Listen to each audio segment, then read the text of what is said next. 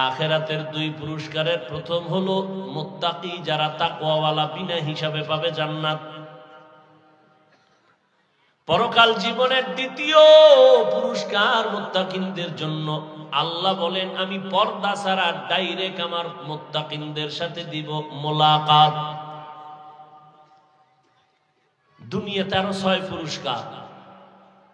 মুত্তাকি যারা, এদের মতো দামি দুনিয়াতেও কেউ নাই, আল্লাহর আদালতেও কেউ নেই। আর এই তাকওয়া অন্তরে জমা করো। আল্লাহর ভয় যখন অন্তরে চলে আসবে, গুনাহ করতে তোমার আর মন চাইবে না। তুমি মনে মনে ধোকায় পড়ে আসো, দাড়ি রাখলে না জানি যৌবন চলে যাবে, টুপি মাথায় দিলে মাথা গরম হবে। কই, আমরা তো কোনোদিন মাথা গরম করি নাই, গরম তো তোমরাই করো।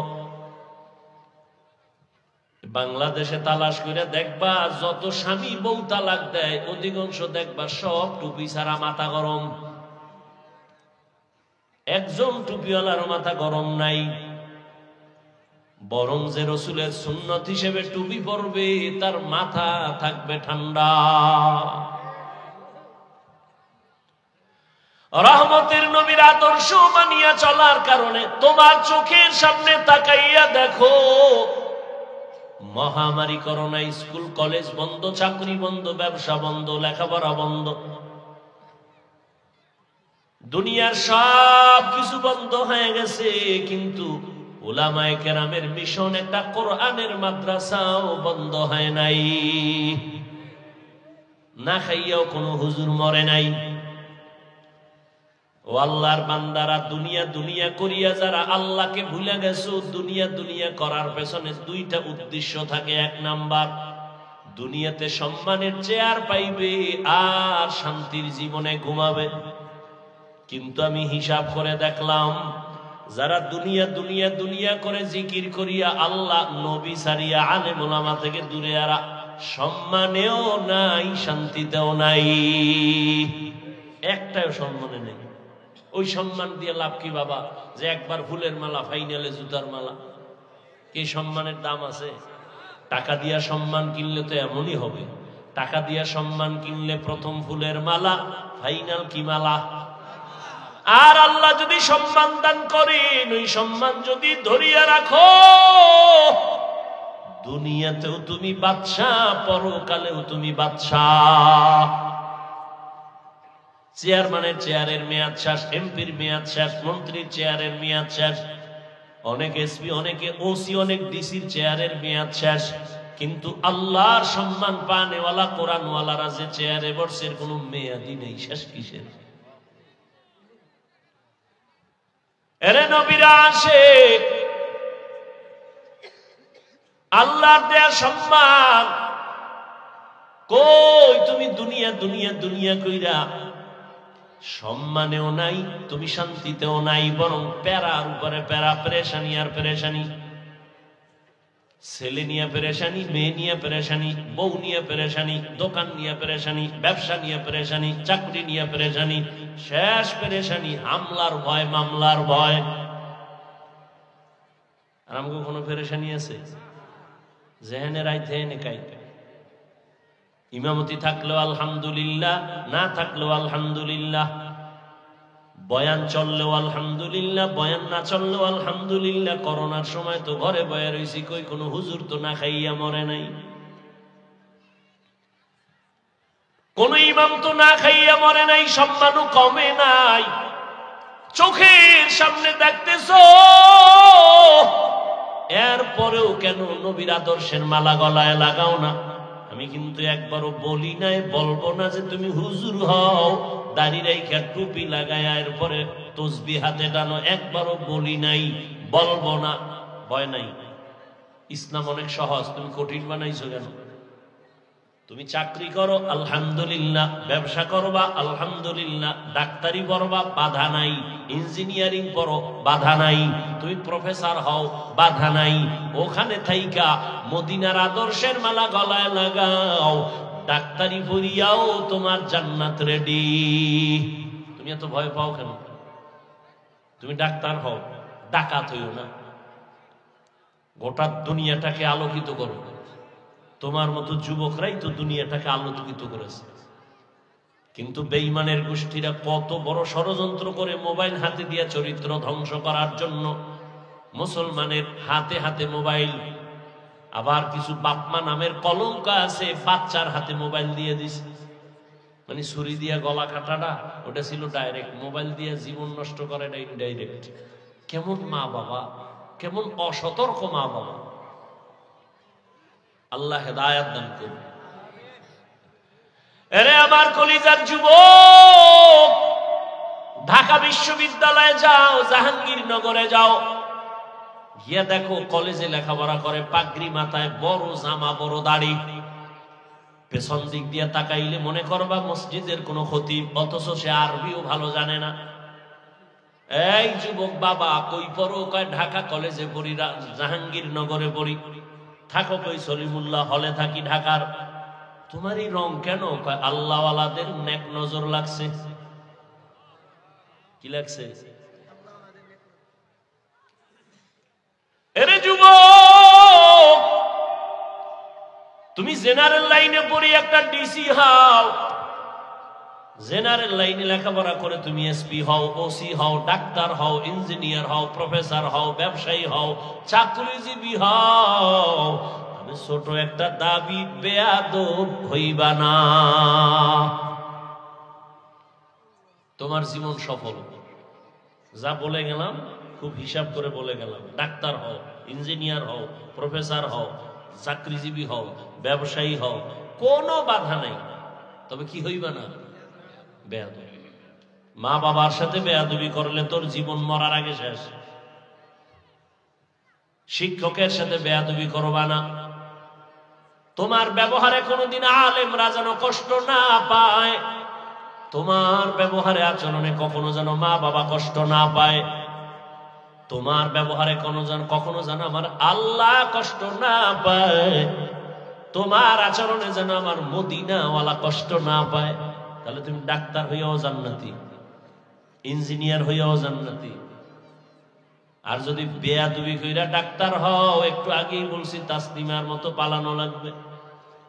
যদি বেয়াদব মার্কা প্রফেসর হও, জানি না তোর কপালে কবরও হবে না। ঢাকা কলেজের প্রফেসর আহমদ শরীফ নাস্তিকের মতো হবে তোর দশা। ঢাকা কলেজের প্রফেসর আহমদ শরীফ এত বড় বেঈমান, আমি বুঝি না। ভালো ভালো নামের এগুলো এত নাস্তিক হয় কেন? হাসানুল হক, কত সুন্দর নাম, তাজা নাস্তিক। রাশেদ খান, কত সুন্দর নাম, তাজা নাস্তিক। হুমায়ুন আজাদ, কত সুন্দর সুন্দর। তাসলিমা নাসরিন, কত সুন্দর নাম। কপালে গজব কেন? আমি হালকা ভাবে একটা জবাব পাইছি ওই বেয়াদব। মা বাবার বরদোয়া যদি লাগে তো হুজুরগিরিও টিকে না, কোন হুজুরগিরি চলবে, সব শেষ। আলেমের বরদোয়া যদি কারো কপালে লাগে, মরার আগে চাইছ, কোন হুজুরগিরি কাজ হবে না। এই জন্য বললাম, যা হও বেয়াদব হইও না। কলিজাটা দিয়ে বয়ান করতেছি, মোহাব্বত লাগায়া বুঝাইতে পারি না যে কি পরিমাণ মোহাব্বত আলেমরা তোমাদের করে। মনে চায় রুমাল দিয়ে তোর পা মুছে দেই, এই পরিমাণ দিল নিয়ে এখানে বয়ানে বসে। কিন্তু কিছু কিছু যুবকের অবস্থা দেখলে চোখে পানি চলে আসে। এতটা নষ্ট কেন? তো চরিত্রহীন কেন? কত যুবক মাকে বাবাকে কি পরিমাণ অপমান করে, শিক্ষকের সাথে কি পরিমাণ বেয়াদবি করে। ওরা আবার ওইভাবেই মরে। চাকার তলে কখন মাথা ঢুকে যায় টেরও পায় না। আল্লাহ হেদায়েতের দৌলত দান করে। তাহলে আল্লাহর জান্নাত আর মুহাব্বত পাওয়ার জন্য লাগবে তাকওয়া। তাকওয়া মানে আল্লাহর ভয়। আর এই ভয়টা ততক্ষণ পর্যন্ত অন্তরে জমা হবে না যতক্ষণ পর্যন্ত আল্লাহর প্রিয় বান্দাদের নেক নজর লাগবে না। আল্লাহওয়ালাদের নজরে পাওয়ার আছে, আছে না নাই? আরে বেটা, একটা গাঞ্জাখোরের নজরে পাওয়ার থাকলে আল্লাহওয়ালাটা থাকবে না কেন? এই কথা না বুঝে বহু টুপিওয়ালারা ওলিয়া উলিয়ার বিরোধিতা করে। আমি বাংলাদেশের সব জায়গায় ঘোষণা দিছি, আল্লাহর জাতের কসম, যে বলে আমরা ওলি মানি না, আউলিয়া মানি না, সে ভণ্ড। কোরআন মানে না, বুখারী শরীফ মানে না, তারে ভণ্ড যে বলে না সেও ভণ্ড।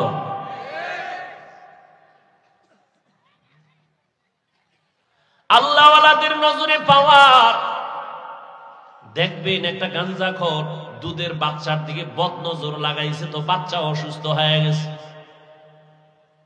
খায়ও না, রুচি নাই, শুকায় যায়। ডাক্তার দেখেন তো কোনো রোগ নাই, যাও। এবার মুরব্বীর কাছে গেছে, হুজুর কি ব্যাপার বুঝি না, মুরব্বীরা কয় বদনজর লাগছে, মুখ দোষ লাগছে, শেষ, বাচ্চার অবস্থা খারাপ। নজর বড় খারাপ জিনিস। মাঝে মাঝে দেখবেন আপনাদের এলাকায় কদু গাছে জুতা টানায়, টানায়নি কেন? জুতা বরকতের জিনিস, নমরুদের গালে লাগছে, এটার বরকতে কদুগুলো অনেক বড় হবে। কি আপনাদের ধারণা কি জুতা টানায় কেন? বলেন না কেন? বদনজর। কার বদনজর? পীর সাহেবের, হুজুরের, না গাঞ্জাখোর? তাহলে একটা গাঞ্জাখোর বেআমল বেনামাজি যদি একটা নজর দিলে একটা বাচ্চার উপরে রিয়াকশন পাওয়ার শুরু হয়, একটা গাছ পর্যন্ত মরে যায় বদনজরে, তাহলে আল্লাহ আল্লাহর নজরে পাওয়ার থাকবে না? আউলিয়ারা কারে উকবা ইখতিয়ার, জাহেলারা কারে দুনিয়া ইখতিয়ার, মাইলে মোমেন সোয়ে মোমেন মিশাওয়াত, মাইলে কাফের সোয়ে কাফের মিশাওয়াত। কত সহজ ভাবে বুঝাইতেছি। তুমি স্কুলে পড়ো, কলেজে পড়ো, চাকরি করো, পড়ো মানি আমি তোমাকে বাধ্যকতামূলক বলতেছি স্কুল ছাড়বি না। এই যুবক, কলেজের লেখাপড়া ছাড়বি না, বাধ্যতামূলক বলতেছি আমি, বাই ফোর্স অর্ডার। জীবনেও কলেজ ছাড়বি না। আমার দেশে হুজুরের অভাব নাই, আদর্শমান ডাক্তারের অভাব, আদর্শমান ইঞ্জিনিয়ারের অভাব, আদর্শমান ডিসিএসপির অভাব। আজকে আমার ডিসিএসপি আদর্শমান নামাজি হলে আমাকে হুজুর কে তো চিনলাম লাগবে না, দেশ ইসলামের পতাকায় চলে আসবে ইনশাআল্লাহ। তাহলে তোরা কলেজ ছাড়বি কেন? কোন ভূতে পাইছে তোদের?